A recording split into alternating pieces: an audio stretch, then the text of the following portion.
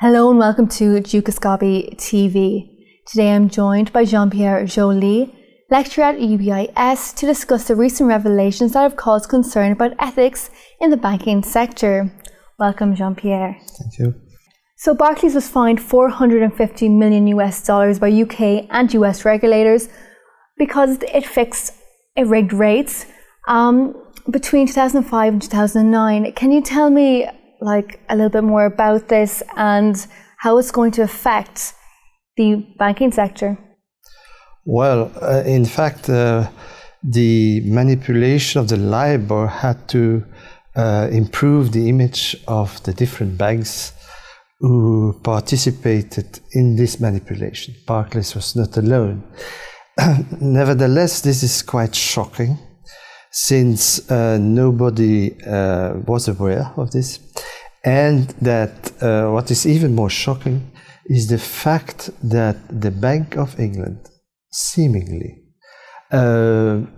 was aware of it and hinted at Barclays to enter into this mechanism. And so, yeah, some people, officials and top politicians did know about this. Why did they keep quiet, and how do you think they are going to get punished? Well, why they kept quiet, perhaps different reasons. The financial world and the financial centre of London is a huge taxpayer, offers also a lot of jobs, although I'm not sure this was the main concern of the people who kept quiet. Nevertheless, this may have an impact. This may have had an impact on their behavior. As to the punishment, I'm not so sure. We have examples of similar incidents which have happened in the past. I think, amongst others,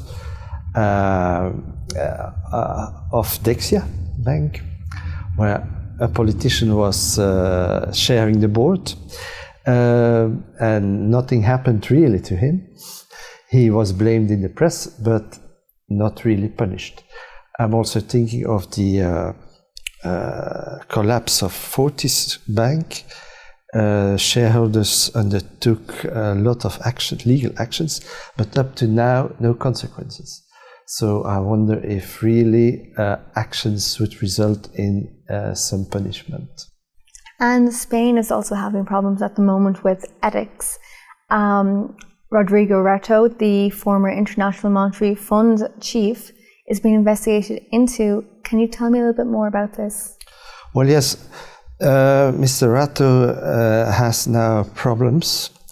I have two remarks about this. First of all, Mr. Rato was not really a banker. He was heading IMF, but IMF is not a bank as such. It's more an institution which has political weight, but which is not run as a bank. This is the first remark. Secondly, this is my second remark, is the fact that the problems of Bankia, which is headed by Mr. Rato, who was headed by Mr. Rato, in fact, the fact that Bankia is the result of the merger of several savings banks and has been listed later on the stock exchange, the problems seem to have occurred during this time. So it's true that Mr. Rato has a responsibility, but other people too have a responsibility. I mean by this, the regulators, the Central Bank of Spain, the auditors, because they should have seen also that things were not completely as they had to be. And let's move on to training. What aspects of ethics is covered in training? Well, in training at UBIS, you mean? In our university, we have a program, 3 months program, and several hours are dedicated to compliance, which is normal.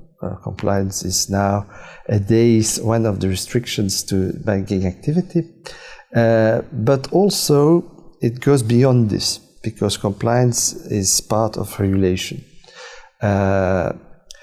We put a lot of emphasis on the governance and the ethics of the management. And we have a course which is typically dedicated to governance and ethics. We have 15 hours within a 220 hours course, which covers the different aspects of the behavior, the ideal behavior of top management. We attach a lot of importance to these aspects because ethics is also linked, for instance, in private banking, to the way funds are invested for the clients. You cannot do whatever you want to do with it. Thank you very much for your views on ethics and training in finance. That's all we have time for right now. But stay tuned to Dúchascopy TV for more exclusive interviews like this. Goodbye for now.